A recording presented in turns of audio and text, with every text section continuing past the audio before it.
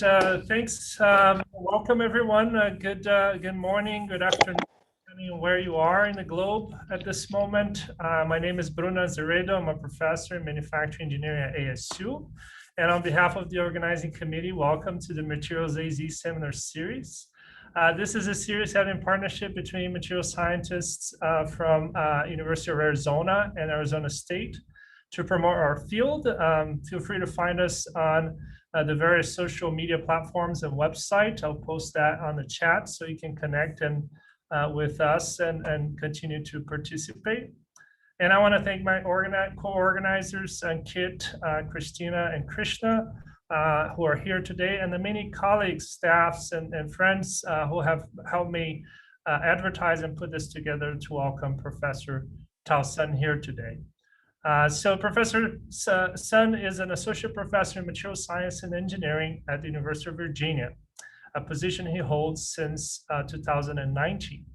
After receiving his bachelor's and master's degree from Tsinghua University in China and a PhD in material science and engineering from Northwestern University in the United States, he began his career in 2010 as a postdoc at the X-ray Science Division at Argonne National Labs, working on coherent electron and X-ray scattering. 2 years later, he continued at Argonne as a staff scientist developing high-speed X-ray imaging and diffraction techniques for material processing. During that time, Dr. Sun developed a program for applying high-speed cyclotron X-ray techniques for inoperando studies of various additive manufacturing processes. On that, I took a quote from his website related to the subject. It says, "If you look fast enough, you'll find many fascinating phenomena in 3D printing." Those are his words. And in fact, I think Dr. Sun's work has been recognized widely and published in leading academic journals in our fields, including Science, Nature Photonics, Additive Manufacturing, Scientific Reports, many of which I have personally read and enjoyed. With that, I'd like to welcome Professor Tao Sun, and please mute yourself and feel free to share your screen. Thank you, Bruno, and thank you for all the organizers to bring me here. And actually, this is probably the largest crowd I ever spoke to after the pandemic in a virtual format.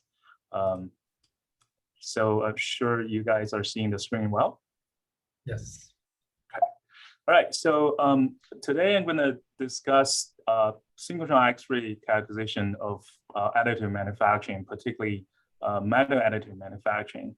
Synchrotron can do a lot of work. So my work focused on process study. So we call operando synchrotron characterization of the additive manufacturing processes. So in the beginning, I'll just briefly discuss what is metal additive manufacturing, what are the techniques for additive manufacturing of metals.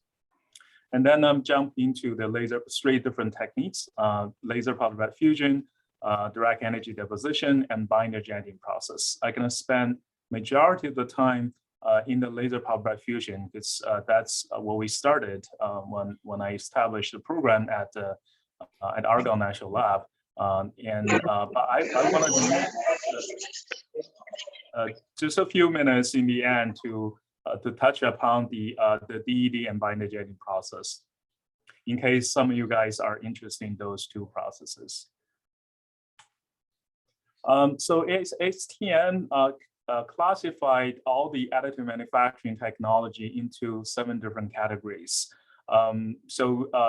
Basically at this point, we can use additive manufacturing technology to build all kinds of materials. So for my research, I'm currently interested in metal and ceramics, but today I'm gonna focus on metal only. And the techniques I wanna discuss is laser powder bed fusion, binder jetting, and direct energy deposition. So why additive manufacturing? So additive manufacturing exhibits many unique advantages over conventional, say, subtractive manufacturing techniques. So it is digital manufacturing in nature, meaning that you can have a computer to control everything. And you don't have to have an very experienced technician to operate the system, like what we do milling and all the other conventional technologies. And additive builds part layer by layer, so it almost completely removed the tooling constraint. So we can build parts with extreme complex geometries. That is the major advantage of using additive manufacturing techniques. And then we can build parts, highly customized parts, and we can deliver on parts on site on demand. And there's compared with all the other manufacturing techniques, the supply chain is relatively short. You do need to buy metal powders and all those feedstocks, but once you have a machine with the feedstock, you can basically start to print and build parts. And then in principle, it should be energy and material saving because you're adding material layer by layer instead of removing materials. So it's supposed to be material saving, but we do have to solve the powder recycling problems for some of the additive manufacturing technologies. So just a brief history and current status of additive manufacturing, particularly metal additive manufacturing. So AM techniques has been around for 30 years. They're not new technologies. So it was initially developed in the 1980s, and it has been used for rapid prototyping tools, or used for building some of the complex molds to support other manufacturing technologies.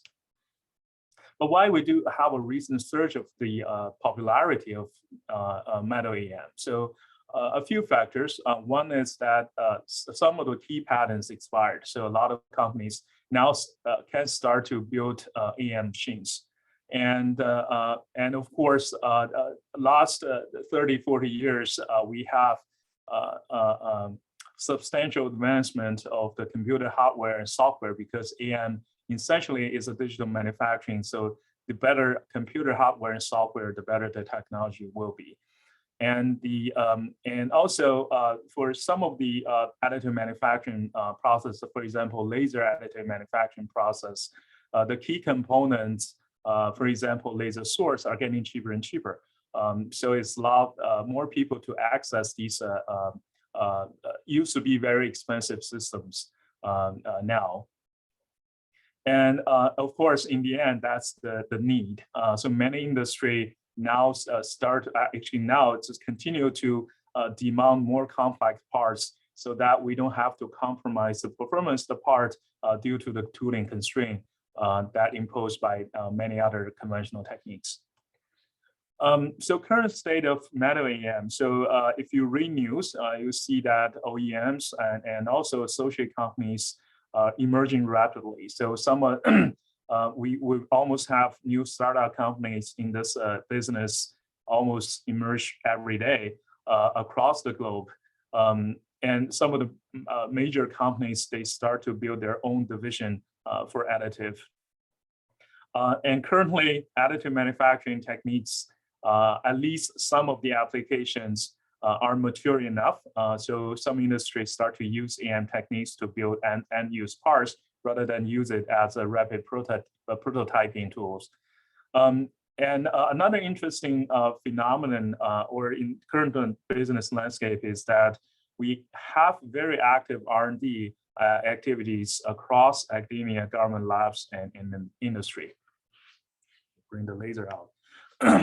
So this is not very usual for manufacturing techniques. It used to be some techniques developed by academia and then further matured by government labs and then spin off or transfer a license to industry. But additive, it is a bit unusual. Currently, there are a lot of activities in academia. It used to be in the mechanical engineering societies, and now if you go to say major material science conferences such as TMS and MST, you see that there are a large portion of the symposium are about the additive manufacturing technology and materials. So now the community grows beyond just mechanical or manufacturing engineers. Material scientists start to join this community along with chemists, physicists, etc. But also, if you read the mainstream medium, you feel that if you follow this news, say from 10, 20 years ago, you feel that it used to be a peak about the popularity. It's around 2010. So a lot of new technologies and hype in there. But now it's cooled down a little bit. If you look at this Gartner hype curve for 3D printing in aerospace domain, we are currently, of course, calming down a little bit, but eventually after years of effort, we'll reach another plateau region for very mature technology and in many different type of businesses. Just very quickly about the three additive manufacturing technologies I've been studying. Laser powder bed fusion is the most extensively used AM techniques for metals. So it is a powder bed AM technology. You have a powder coater to lay a thin layer of powder on top of the build plate, and a laser is scanned by the scanner controlled by computer programs to locally melt the powder and fuse them to the next layer, to the bottom layer. And then once you finish printing this layer, you put another layer of powder on top, and then continue to repeat this process thousands or sometimes millions of times to build a larger part. So pros and cons of laser powder bed fusion. It is the technique we can build really complex and fine structures of metals. It's hard to be rivaled by many other AM technologies. Because the powder bed itself can serve as a support, so we don't have to build additional support structure for some of the complex geometries. And laser source and scanners are very easy to change parameters in order to change local energy input. But it is not very easy to change feedstock in the middle, even though you can do so. Build time is relatively slow in powder bed fusion, given that each powder layer is 30 to 60 microns in height. If you wanted to build a few inches, you're gonna build many layers. So the part size is relatively small. This is constrained by a few different factors. And also the part cost, single part cost doesn't scale down quite linearly with the number of parts. This is a common feature of additive manufacturing compared with many of those mature conventional technologies that are better off for mass production of parts. Direct energy deposition it's a different AM technology for building metal parts. So instead of laying a powder bed, direct energy deposition or DED with the laser source, it use the laser to create a melt pool and then blow the powder into the melt pool to build layer. So it can build large parts and relatively quickly, but the resolution is relatively low. And also it cannot build extremely complex structures because you do need to build support structure for some of the complex geometries. However, DED allows us to change the feedstock easily. So this enables the build of multi-material parts or functional graded materials. So compared with the powder bed, DED also has the advantage of being a repair tool. So if you have a crack in certain parts, and it is very difficult to merge that part into laser powder bed fusion and to do the repair, but DED is relatively simple. And also, so complexity of the part is relatively low. Binder jetting doesn't involve using a heating source. So it uses a scanning binder nozzle to locally deposit these binder droplet, could be aqueous, could be polymer based, to fuse the powder together inside a powder bed and then start to build this layer by layer. it's still a powder bed technology, so it can build very complex geometry. And because we don't have to fuse the powder while we build the part, so binder jetting essentially decouple the printing process and the densification process. The parts you build is a green part when you dig it out from the powder bed, and then you have to put into the furnace to densify the parts. So this allows us to build many different materials, not just metals. For ceramic, BD and laser powder bed fusion cannot apply for all the ceramic material because they don't have high laser absorption for those routinely used commercial laser source, which is around 1 micrometer wavelength. And powder bed binder jetting technologies start to be applied more and more extensively by many industry, for example, automobile industry, because it is easier to scale up as a mass production tool. Because they decouple these printing and densification process, the whole process are under thermal equilibrium conditions, comparing with the fusion-based additive manufacturing technologies. So it's easier to control and standardize.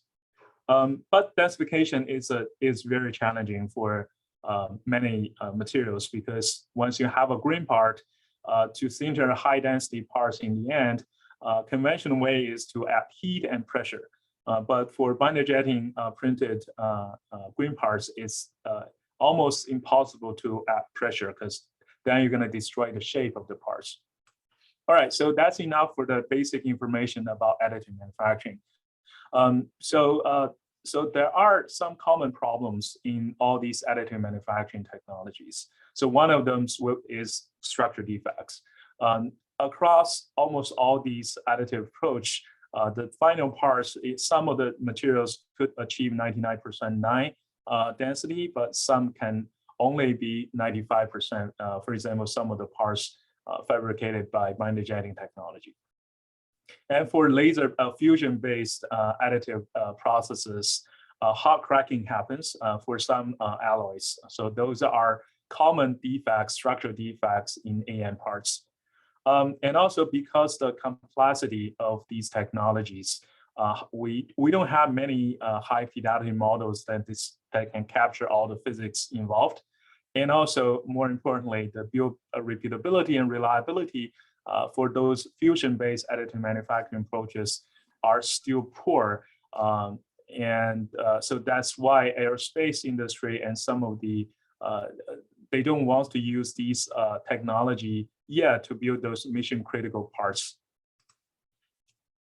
And the challenges for characterization, to solve these problems, we need to be able to monitor or characterize these processes and understand why these are the cases. But there are many challenges for characterization. First is that most of the defects, such as porosity and cracks, are underneath the surface. So photon-based characterization, except X-ray, could not look through the sample surface and watch what's going on underneath the surface. And second is just there are very complex energy matter interaction and mass heat flow involved in particularly the fusion-based additive manufacturing approaches. And that leads to complex structure dynamics across multiple length scales. So my research has been focused on understanding the additive manufacturing processes by using synchrotron tools. So I used to work at APS, Advanced Photon Source at Argonne National Lab, as a beamline scientist. So we started to think a few years ago whether we can use the very intense X-ray beam to in situ or operando characterization, characterize the AM process. So why synchrotron could be better than many other techniques. First is X-ray, particularly high energy X-ray, they penetrate. So they allow us to see through samples, including those high density materials, and watch all those defect generation in real time. And also current state of art detector optical systems in synchrotron facility allow us to achieve very high time and spatial resolutions for doing imaging and diffraction experiments. And again, so diffraction, imaging, and spectroscopy techniques are multimodal techniques allow us to probe the structural dynamics in different length scales. So APS is particularly important for doing this because APS is the one of the two, I'll say one of the two, but it's routinely operated at the high energy domain. So it provides a very intense X-ray beam in the energy above 20 keV. And also synchrotron facility, the X-ray beams is in pulse mode. This allows to achieve extremely high time resolution when we trying to study these highly dynamic processes. So since 2016, so my team at the APS has been working with many collaborators, external collaborators, on applying synchrotron techniques to study different additive manufacturing processes, majorly metal additive manufacturing processes.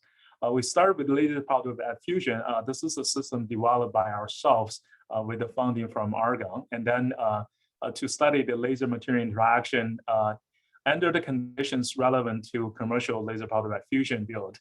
And then we started to expand the capability to study the powder spreading dynamics, DED process, binder jetting process, and also the system we developed could be moved into those diffraction beam lines.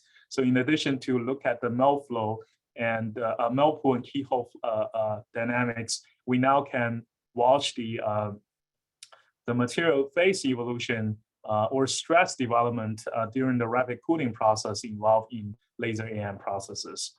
And then since 2018, we start to install different type of additional sensors, lab-based sensors to the beamline so that we can perform simultaneous X-ray and other type of sensing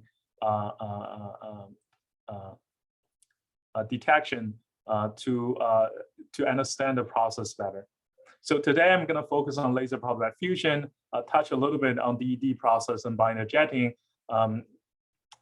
So laser powder bed fusion, conceptually, it is a simple process, but the thermal conditions are extreme in laser powder bed fusion. So if you look at the schematic here, so in laser powder bed fusion, the laser beam size is roughly 50 to 100 micron in diameter, a few hundred watts in power. So these very high power laser beam melts the powder locally.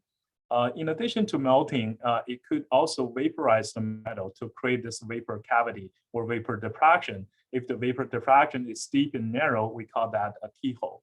So as the laser scanning around, the powder in front will be, underneath the laser will be melted, forming this type of melt pool, which is in a few hundreds microns, sometimes millimeter in length, and a few hundred microns in depth. So there are a large thermal gradient. So if you look at the keyhole surface, that temperature is boiling temperature. And actually there is an overheated region, just a very thin layer. But at the end of the melt pool, that's the melting temperature. So within this 1 millimeter domain or 100 microns region of melt pool, you have an extremely large thermal gradient. Large thermal temperature distribution induce a variation of surface tension of the liquid metal, and that Marconi effects start to play a role here, and that creates a very strong melt flow within the melt pool. The fluctuation of the keyhole could generate porosity, and for some alloys, a hot crack develops. So, and then this is just an optical video of laser powder bed fusion. And in addition to everything that happening inside the melt pool, the vapor, metal vapor escaping from the melt pool could carry away some of the particles or liquid molten metal. So those we call spattering. So this is just a few representative numbers about the thermal conditions involved. And then such extreme thermal conditions induce many complex structural dynamics, including melt flow and oscillation, keyhole fluctuation, powder flow and spatters, rapid solidification, and far from equilibrium phase transition.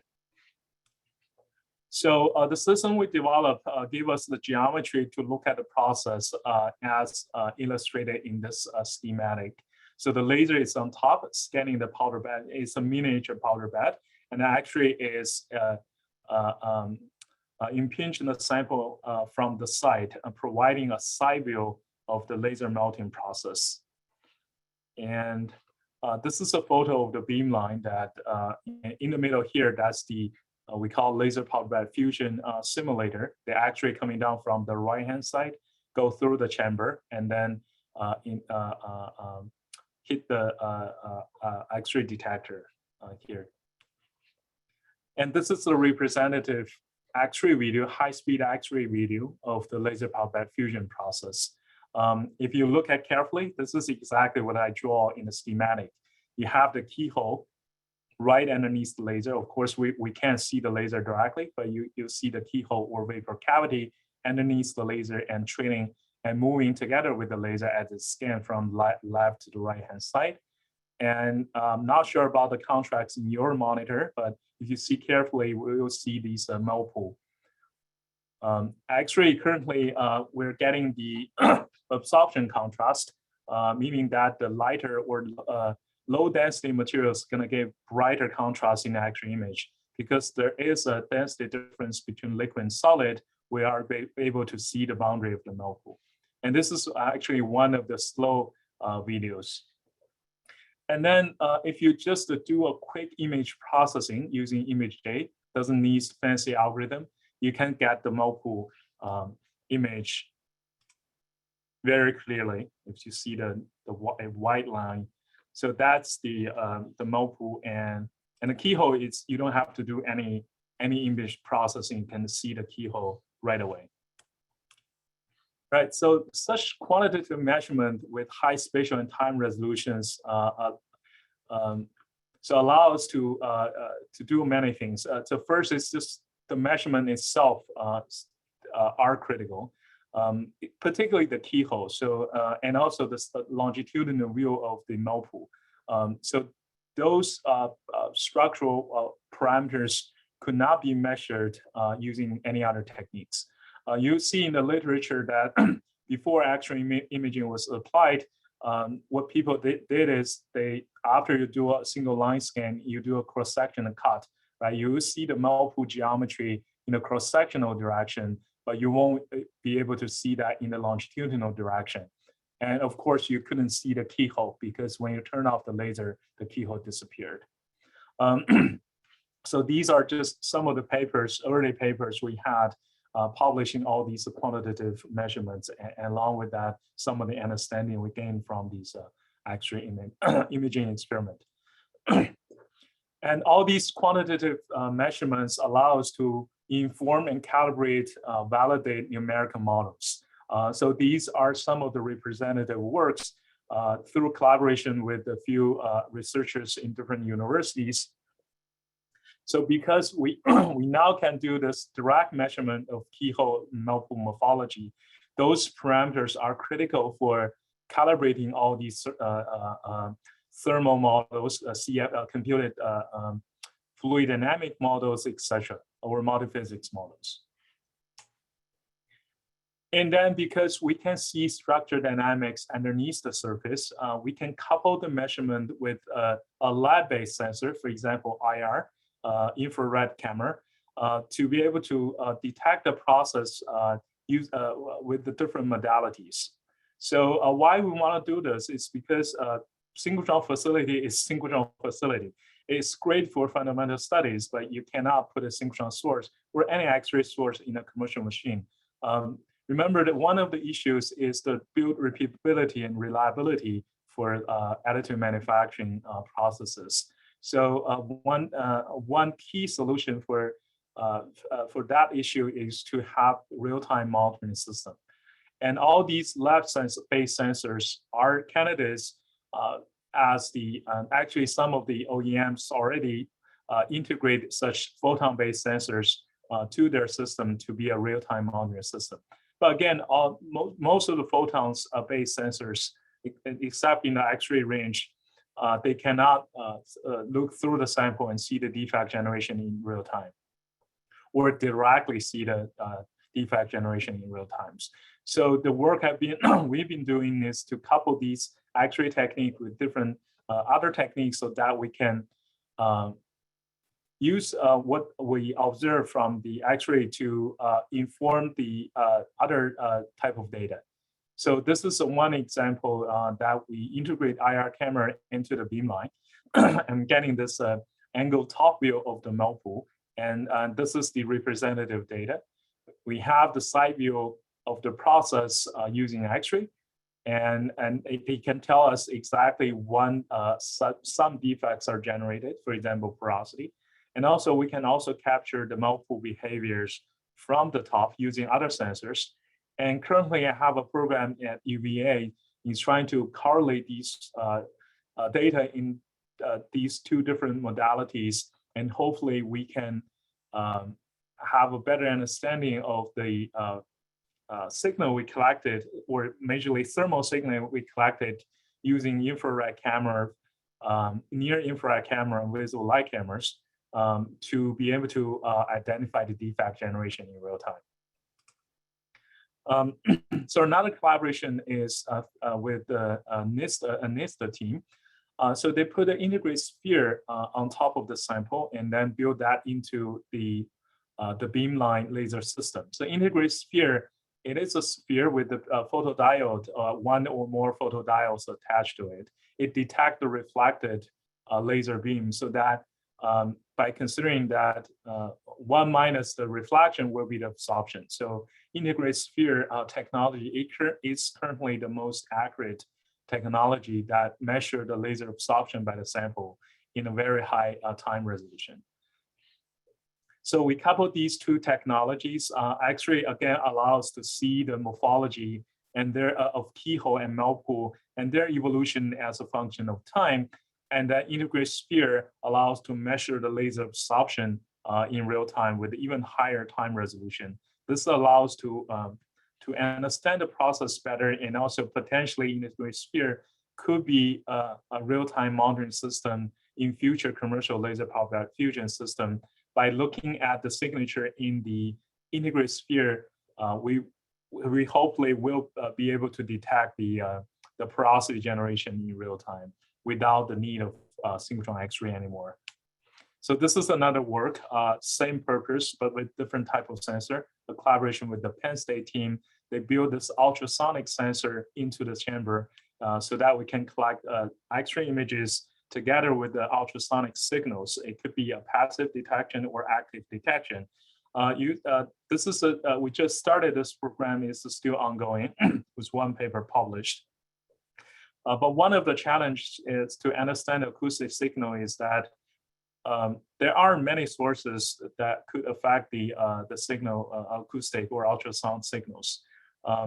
So how we gonna isolate different factors and then find those the signals or the features characteristic signals that corresponds to the defect generation is still very challenging. All right, so now I'm gonna spend maybe 10-15 minutes to say present something on Keyhole. So Keyhole is something deep in our heart, and along with a few collaborators, we've been studying the Keyhole in laser power fusion for a few years already. So what is Keyhole? So in laser melting, so of metals, there are two modes defined previously. One is called conduction mode. You don't vaporize the metal, so the heat is absorbed by the materials to form a small liquid pool, and the liquid pool is growing and growing through thermal conduction. And in keyhole mode, meaning that you have vaporization of the metals. So the high velocity vapor escaping the melt pool will induce a recoil pressure that creates this vapor diffraction inside of the melt pool. So why we call it keyhole? Because the deep keyhole shape resembles the real keyhole or old type of log, I'll say. So in the keyhole mode, there will be multiple laser reflection, internal reflection, and essentially you got more laser absorption by the system compared with the conduction mode. So, but before the high speed, we apply high-speed X-ray imaging, the community didn't know whether there is a threshold that jumping the mode jumps from conduction to keyhole mode, and at what conditions these keyhole modes start to play an effect or start to be created. So that's 3 or 4 years ago, we started to using X-ray imaging to look at the laser melting. This is an example of high-speed X-ray images of stationary beam laser melting of a Ti-64. So you see that in the beginning, you have just a little bit of vapor diffraction that because the laser beam is Gaussian, so you still have a very strong energy density in the middle. But in general, it's a spherical shape of melt pool and start to grow. And suddenly it will start to drill deep. Once it's, the keyhole start to develop or the vapor diffraction start to develop, you start to have the multiple laser reflections. So the energy input or energy absorption start to increase dramatically. Then you'll see the fluctuation of the keyhole, and then along with this is the multiple shape change. And this is just snapshots of the video. You'll see that clearly how these keyhole and melt start to develop. Because we can quantify, and then let's just move one step back. So why we are interested in keyhole? So first is the, as I mentioned repeatedly, keyhole affect laser absorption, both global and local laser absorption. There are fine structures in the on the keyhole walls that affect local laser absorption. And second is keyhole fluctuation is associated with a couple of major defects in laser additive manufacturing parts. One is the porosity. So fluctuation of keyhole will induce the collapsing of the keyhole wall that creates a porosity. And also it's related to spatters as well, as I will elaborate more in the next few slides. And third, actually it's important too, because nobody could see keyhole as it fluctuates. Only synchrotron X-ray allows to do this. This is why we're interested in keyhole. So one of the earlier works with collaboration with Tony Roloid at CMU is that we imaged the keyhole morphology across the entire or the majority of the PV space, power velocity space, under those conditions relevant to polyred fusion, because we can quantify the morphology of the keyhole. So, and also measure the their evolution as a function of, say, laser melting time, we can actually redefine the conduction and keyhole mode melting. And also we found that there is a transition zone between keyhole and conduction. One surprising conclusion from this work is that the majority of the condition we use in the commercial laser power fusion falls into the keyhole mode. So it's just not those very narrow and highly fluctuated keyhole, but it's still in the keyhole mode based on the melting and their dynamics of the vapor cavity. So another interesting finding in this work is that keyhole morphology follows a very simple relationship with the laser condition. So D is the depth of the keyhole equal to capital D is the laser spot size, and times the tangent of theta is the front keyhole wall angle. Meaning that if you know one parameter, you could know the other parameter. So this is a material independent relationship, very interesting. And also it applies to both bare plate sample and powder bed sample. So the only parameter here is the D, right? The capital D, that's the laser spot size. If you have a different laser spot size, you will have two lines with different slopes. Oops. And then if you look, pay the attention just now that there is an empty space in there in the previous work we didn't explore in the PV space. That's this zone, low power, high velocity zone. And this is the porosity zone or keyhole porosity. There are many mechanisms in laser powered by fusion that creates porosity. Keyhole porosity is one of the major ones. And you have the lack of fusion voice and also you have the powder-induced porosity. But keyhole porosity are those ones that generate underneath the surface, and it's extremely hard to detect. So, and another work, we had the same collaboration with Professor Tony Rowland at CMU, is to look at this zone, focus on only the keyhole porosity zone, and particularly the boundary of between the porosity zone and we say it's a stable keyhole zone. So one of the observation, and also quite a surprise, that this boundary between these two zones are very sharp and smooth. Meaning that if you have the position in the stable keyhole zone, you could be confident that you're not going to get keyhole porosity. But if you stepping into the other zone, you guarantee you will have porosity.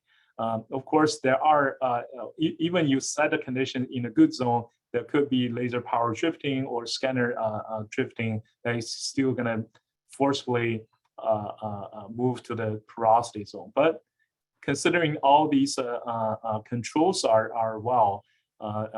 good, you can be confident if you are in the stable keyhole zone. That's one of the observation.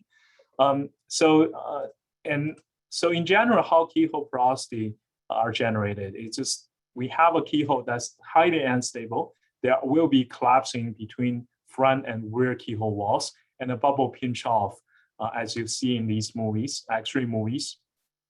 And those bubbles being pinched by the advancing solidification line, and then become a pore defects in the samples. But in this PV boundary, there are actually two different regions: high PV region, low PV region. Their mechanism for generating porosity are slightly different. So in low PV region, the keyhole are very vertical and then jumping up and down. So that's more like the end of track porosity. So in the high PV zone, you have an inclined keyhole wall that's pinch off of the pores are happening in the bottom half of the keyhole. Right, so if you wanted to see more details, you're gonna use these Megahertz imaging techniques. So this is a 1 millionth frame per second accurate video.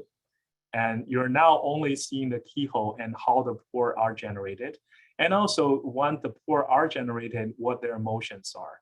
So these motions, some of these motions are in meter per second or even 10 meter per second time scale.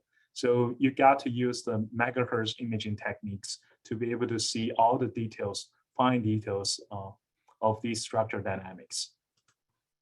So as I just elaborated, we understood generally how the keyhole porosity are generated. But what other observation we have in this work is that there are something interesting near the porosity zone boundary, those PV conditions on the boundaries. So in principle, once the pore are small enough, once they pinch off, they are still in the high thermal gradient zone near the keyhole. So the high thermal gradient going to induce a very large thermal capillary force applied to these pores and try to pull these small pores back to the keyhole. So you will repeatedly observe that some of the pores, when generated, it being pulled back from the keyhole, so they don't become a pore defect. But we still observe that some of the smaller pores manage to survive. So there must be an additional force. We speculate that's acoustic wave generated near the keyhole tip.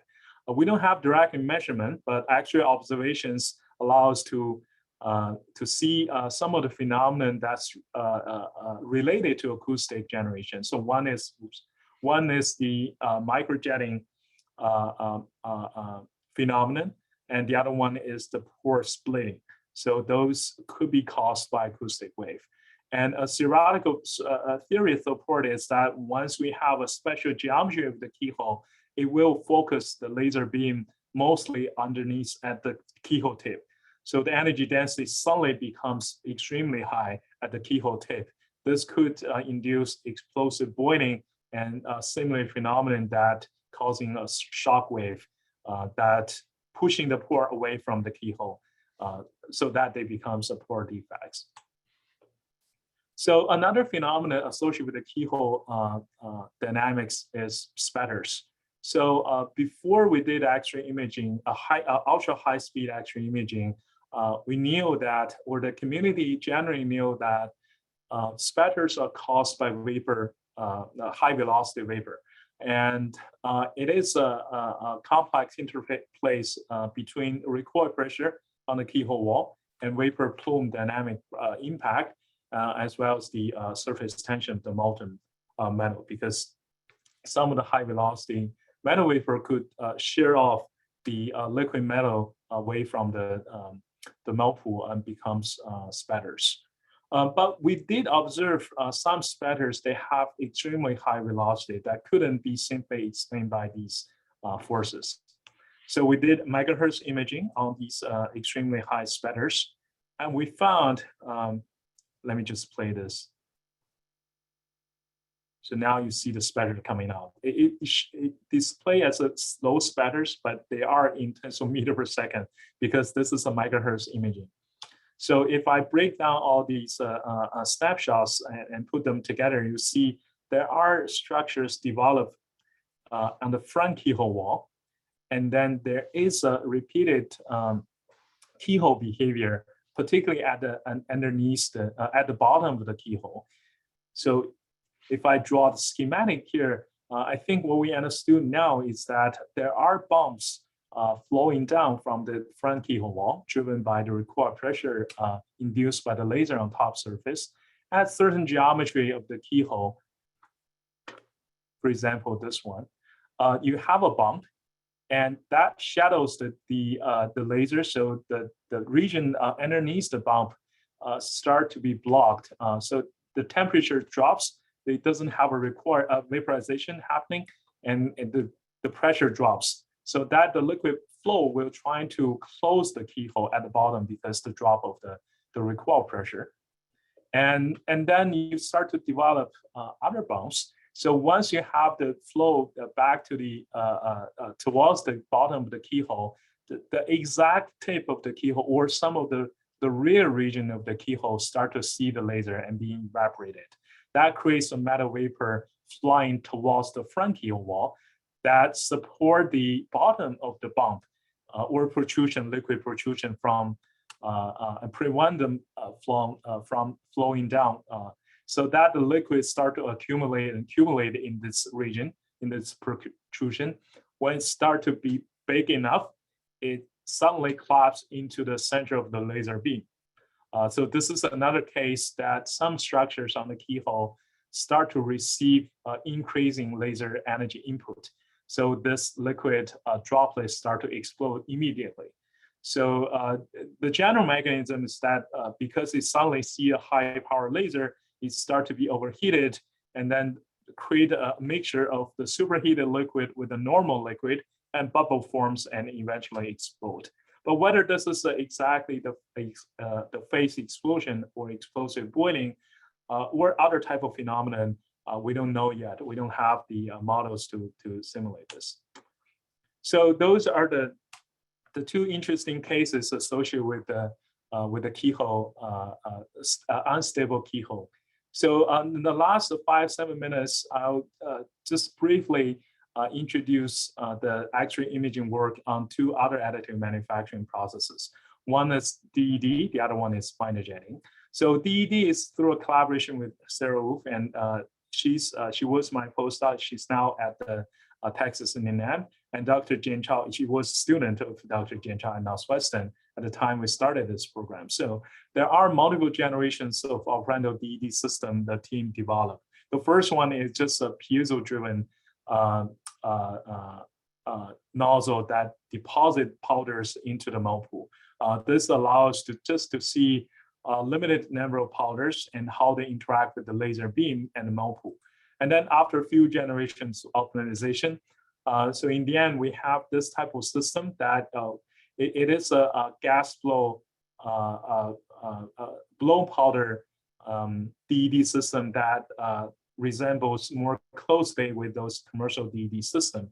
But we still just to limit the size of the nozzle and the powder we deposit so that we can see these powders, individual powders, more carefully. So if you put a commercial DED nozzle into the beam line, you'll see that there are hundreds of powders, metal powders flying around inside the chamber. So you can't do any analysis on those. So this is a simple system allows to deposit only a limited number of powders into the melt pool. If you're interested, you can look at this paper. But one thing I wanted to point out here is that in DED, there are additional porosity generation mechanisms. So you still have the keyhole fluctuation. It is sometimes it could be even more so because you will have powders interacting with the laser before it reaches the melt pool. So it creates the fluctuation of energy input. But in some of the commercial systems, because we use a larger laser beam size, the energy density is relatively low. So you won't have a deep and narrow keyhole in those commercial DED processes. But if you start to shrink the laser beam size, the energy density increases, you will have these keyhole porosity induced purely by the laser interaction with the powder itself. And there are additional mechanisms. So for example, the pores embedded inside the powders and also carried by the powder when the powder are injected into the melt pool with a high velocity. So in binder jetting, this is a collaboration with X1 and the Barnes Global Advisors and CMU. So similar geometry as we did an experiment for laser pulse bed fusion. First thing we can observe is the binder dynamics. So X-ray allows to see this clearly. You can certainly using visible light camera to look at this, but for X-ray, we don't need additional illumination of these structures or processes. So there's no glare. It gave us high resolution, time and spatial resolution for these measurements. So if you are in the business of binder jetting, either for a fundamental study or OEM companies, you can certainly use these techniques to study different nozzle behavior as well as the binder characteristic. Different binder has different surface tension, so it creates different relay stability and morphology of the binder droplets. But it's not just a droplet. It's an elongated droplets with some sub-droplet in the end created by relay instability. And if you look at the powder binder interacting, that they are very interesting too. So first thing you observe that the binder will be injected into the powder bed with 8 meters per second velocity. So it's a high velocity impact on the powder bed. So that creates a powder depletion layer. If you do use a thicker powder layer, this is certainly much thicker than the commercial system, but you can create a powder depletion layer because you have injection the powder caused by the high velocity impact of the binder droplets. So it's not as mild as you thought for a binder jetting process. So these could be source of defects. For example, very similar to those lack of fusion defects in laser pulse bed fusion. And also, if you do use smaller particles, you think that a smaller particle is going to give you a higher resolution. But see, there's something else accompanied with the smaller particles. Because we're not using single drop, you're trying to deposit single droplets, but there are sub droplets at the tail side. So instead of creating a very continuous line, you are actually creating some agglomeration of these particles into larger ones. So now you're printing discontinuous lines, right? These are potentially become defects too. And plus these larger particles could be injected as well. All right, so in the end, I wanted to just comment on or some of my thoughts about what's next in metal EM. So as I elaborated just now when I explained the unstable keyhole behaviors, there are still unknown fundamental questions, unanswered fundamental questions. So do we really have explosive boiling? Is there really acoustic wave generated caused by many different factors inside the laser pulse bed fusion? If there is, it becomes interesting because now when you use acoustic sensor to detect, you have another signal you're trying to pin down as an indication of unstable keyhole. And in the end, how we going to measure these ultra fast or highly dynamic phenomena, and how to simulate them. So other important topics in laser pulse diffusion, and I think these are great by the community in general, is that how we're going to integrate models across different length scale and time scales, right? Multi-physics models can capture majority of the physics, but it's extremely slow. We cannot use that for simulate process in when we build certain parts. We have to reduce the orders into some of the simple thermal models that can be a part level simulation.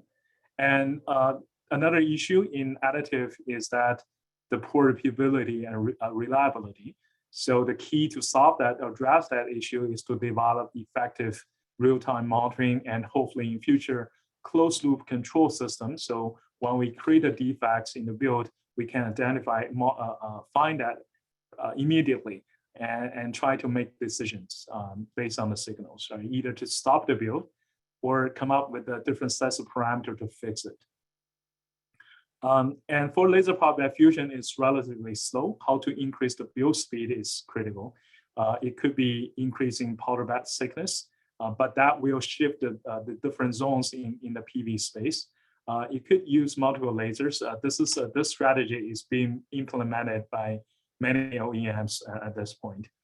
And for material scientists, we're interested in the microstructure of the AM parts or AM samples. Laser pulse diffusion involves rapid heating and cooling. So we will have metal stable phases in the end, and very unique cellular structure and dislocation networks. For many properties, these are positive, but for some property, these are negative. How we're gonna able to control these microstructures will be very interesting topics. But certainly this varies from different material system and different applications. In DED, the general topic, interesting topic is that because DED allows us to build multi-material systems, so there are a big opportunity over there to for the first time allow us to build a single part with multiple materials in it to provide a gradient functionalities.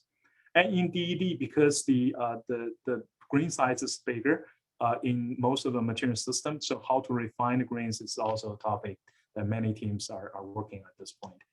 Binder jetting, common issue, densification, even for metals. Because we cannot apply pressure, how are we gonna achieve 99% density is still very challenging for almost all material systems. And the common need is that for all these AM or metal AM approaches, we do need feedstock materials designed, prepared specifically for these AM processes. We still have very limited material system for AM.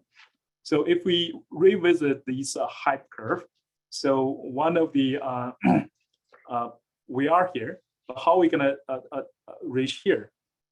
So I think the critical, so the material scientist needs to step up to be able to allow us to reach the plateau of productivity.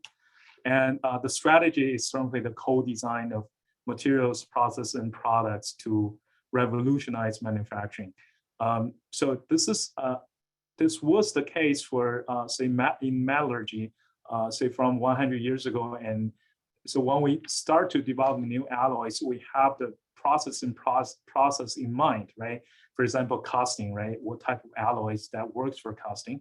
We should do this again for additive manufacturing processes, because most of the alloys we develop are not supposed to be used in additive process. And this is not just my idea. This is actually written in the DOE BRN, basic research need for transformer manufacturing. If you're interested in this, you can download from this link. In the end, I'll just put this slide on. Special thanks to Ken Zhao. He was my first postdoc. He's now assistant professor in Chihuahua University. He did a lot of these exciting work as I presented today.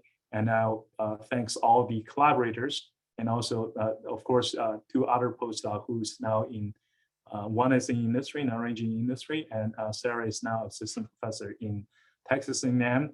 She will continue to work on the DED process. so our support is from Argonne and Kansas City National Security Campus. And I'll thank you all for your attention.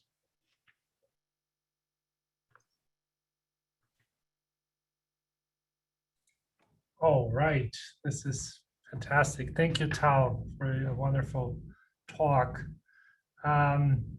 Yes, so we're going to go follow the order here on the chat box. So I'm going to start with Natalia, then go to Ankit. And any other questions, please just let us know on the chat box that you have a question, and I'll ask you to unmute. So go ahead, Natalia. Yeah, thank you so much, Professor Zahn. That was very insightful. I was personally very excited to attend your talk, especially as I'm biased working also Professor Brun and I on the power bed fusion too. And I was very interested as we are working with lower powers for that. If you could go back to the slide 21, if I'm not mistaken. Yeah, that would be perfect. Which page? 21. 21. All right, right here. Let's go ahead. Yes, yes. I remember you focusing more on that region in which you found the limit of what the keyhole stability would be. But as we were working with lower powers, we would barely reach that range. So I was curious to know if it would be still safe in terms of the keyhole stability if we wouldn't have any sort of those porosity, the porosity coming from that sort of source. And also if there were any reflectance studies, as you mentioned before, with the integration sphere for those low power in the sense of like 100 watts or so.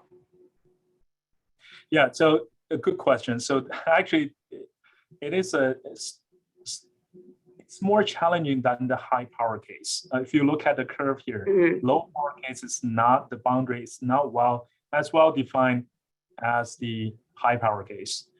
This is because the low power case, if you look at the video here, so it's basically the keyhole is super vertical if you're using a low speed. If you're using high speed, what you should worry is not the keyhole porosity, it's called lack of fusion porosity. You don't have enough energy input, so you don't melt all the powders underneath the laser, right? So first thing I would recommend is that if you do absorb porosity in your case, look at the shape roughly. So keyhole porosity, they are more or less spherical. Some of these have strange shapes, but they are, say, isotropic. But if you have a lack of fusion pores, you have sharp corners, and typically it's bigger. And so I would say that low power case for the high scanning speed, you're more likely to get lack of fusion porosity other than keyhole porosity. But in the low scanning speed, you do have extremely vertical keyhole morphology. They will behave something like I showed here. It will just continue to give you porosity. And it's actually easy to find. It's if you find that the pores are equally spaced, or more or less equally spaced like this one, it's just the keyhole porosity. And for these cases, the integrated sphere should be still effective. I'll say integrated sphere is more effective for the bare plate case than the powder bed case, because powder bed you have spatters that could block some of the reflection, so you'll get the slightly off. But to be able to measure the laser absorption by the system, integrated sphere, in my opinion, is still the best. Got it. Got it. Thank you so much for that. We were also trying to understand better the sense of the reflection for the plate and the powders. But yeah, thank you. Ankit? Yes. So thank you, Tao, for such a great talk. I really like the in situ visuals of the melt pool, how you have captured that so neatly. So great work there. My question is a little bit building on what you concluded with your talk about the microstructure. And I presume that when you have different scan speeds, the morphology of the melt pool changes. I would be interested to know how does that impact the microstructure characteristic and phase transformation. Say, for example, in Ti-6, we know that the beta dendrite forms, and then this changes to alpha plus beta platelet-like structure. So does any study show that the melt pool shape change is also correlated to alpha beta morphology, and also if it also impacts the formation of metastable phases like martensite? Right. So very good question. So so melt pool. So in metallurgy, we have this extensively use the solidification graphs, right? You have the vertical axis, the thermal gradient, and the horizontal axis, the solidification speed, or the other way around. You have different zones in there. And then in additive, because the high solidification velocity and the large gradient, thermal gradient, it tends to grow dendritic or columnar grains, right? So to be able to get equal ax grain, you have to add something to it. For example, some of the grain refiners to promote to prevent larger grain growth, or to promote nucleation to form equal ax grains. If you don't add those, by just changing the laser conditions, for example, itself, you probably cannot jump into those equal axis or planar growth regimes. So you end up with more or less columnar growth with the larger elongated grains. So synchrotron, as I showed the video here, so this allows to measure the morphology of the melt pool, particularly on the backside. That's where you get the solidification velocity is. So, so if you do have multiple material system, wants to understand the solidification velocity to put into the models, or trying to explain the observation. So that's a good measurement you can do, because the solidification velocity, we can just draw vertical or surface normal at these melt pool, especially the rear side, and you're gonna get the solidification velocity. And for thermal gradient, to quantify thermal gradient, you have to couple the X-ray imaging with the modeling. So because X-ray doesn't see the temperature information, you have to go back to at least the CFD models. So once you have the keyhole morphology and the melt pool morphology matching the X-ray observation, you can basically trust the thermal distribution that calculated from these models. We found that quite effective. So in this way, you have the two key parameters you can either directly observe or extract it from the X-ray measurements to allow you to understand the growth, the microstructure. So that's just on the green side. The phase transformation side, X-ray imaging isn't a great tool for doing that, because we don't see contrast of two phases with the same density. But you can do X-ray diffraction, CT diffraction. Today, I don't have time to cover the diffraction, but you can do diffraction to monitor the phase evolution during the cooling process, and hopefully to gain some of the insights about how reaction pathways, or simply just getting a well-defined TDT curve for a certain material system. Great, thank you. Thank you. All right, so we're moving to Andy. Hello. Hi, Andy. Hello, Dr. Sun. This is Andy Wong from Arizona State University. And I actually have two questions. The first question is, in terms of the system setup, how did you obtain this kind of image during the manufacturing process? Maybe I came here a little bit later and did not hear the previous part.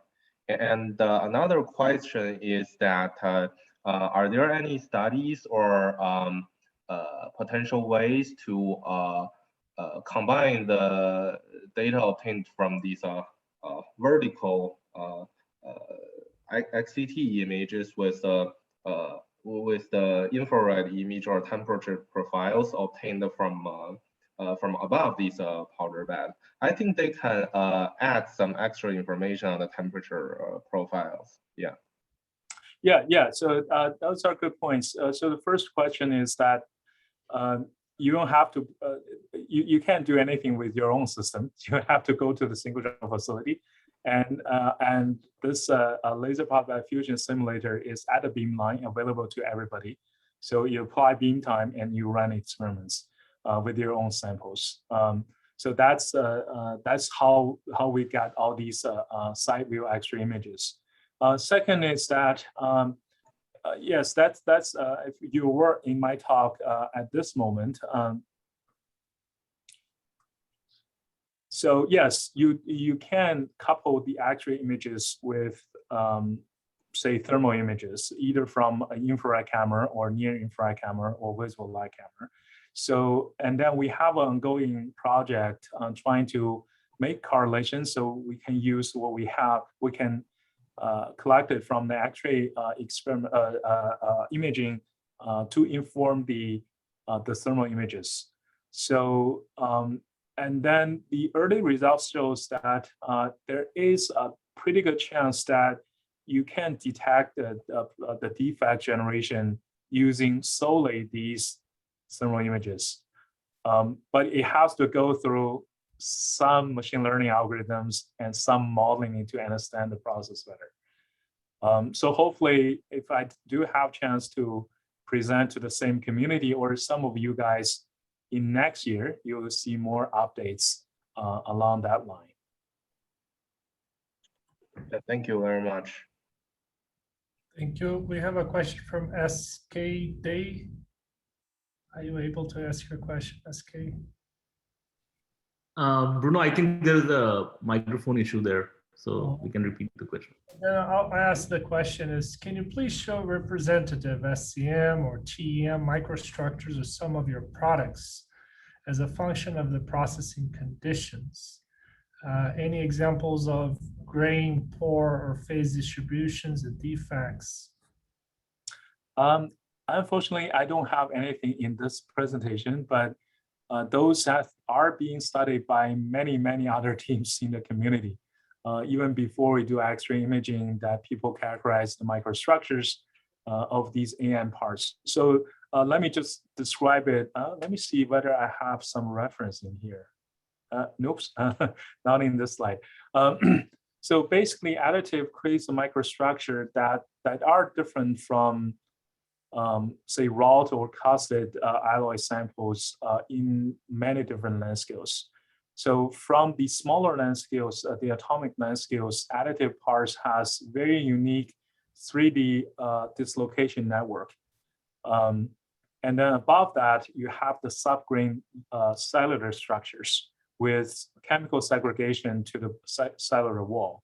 And then above that, you have the grain morphology, as I explained to Ankit just now. Most of the Additive microstructure, material microstructure, are those elongated columnar grains following the thermal gradients as it's solidified. So that's different than casting and wrought samples. So in terms of defects, hot cracks are hot cracks. You observe those in laser welding too. Porosity is just the things I show in the X-ray images, that keyhole porosities are those more isotropic, even though it's not perfect spherical, more isotropic. And then lack of fusion will be those just a voice with a very strange shape that caused by the insufficient energy input. Thank you, Tao. We're going for the last question. Shenghan, please. Hello, Dr. Sun. It's nice to meet you. I'm an assistant professor in the School of Manufacturing Systems and Networks. My question is that in your presentation, you showed a variety of you showed some advanced LPBF systems and DED systems, and you mentioned that it is a challenge to build high fidelity physics model for these additive manufacturing systems. But at the meantime, we are capable of collecting so many amazing imaging data and acoustic data. And recently, people are leveraging this data for building machine learning models to do, say, in situ monitoring and defect prediction. What would you say would be the most would be the challenges and opportunities for these data-driven machine learning models to help with the additive manufacturing? All right, so you asked the question deep in my heart. It is actually the ongoing project in my team at this point. So for photon-based sensing, thermal imaging, for example, I think the challenge is that whether you can capture the unique features corresponding to thermal features that corresponds to, say, defect generation, in this case, maybe porosity generation, right? So for all the other defects, except Hall cracking, for lack of fusion or defects caused by the poor quality of the powder bed, those you can readily detect using some of the cameras to survey the whole powder bed, because those are on the surface of the sample. Keyhole porosity is challenging. And then because these thermal imaging, they don't see through the surface sample. So you can directly detect it, but there are some signatures you can pull. Again, you need a lot of data. And I think more importantly, because machine learning rely on accurate labeling, right? You have to learn it. So I think X-ray imaging is serving this goal to allow you to label exactly the moment or the signal when a pore is generated. Acoustic is another story. Acoustic can see through samples, but the complexity is, there are just so many interfaces inside the sample during the melting process. If you do the active detection, you actually still don't know what reflect the laser, the acoustic signal.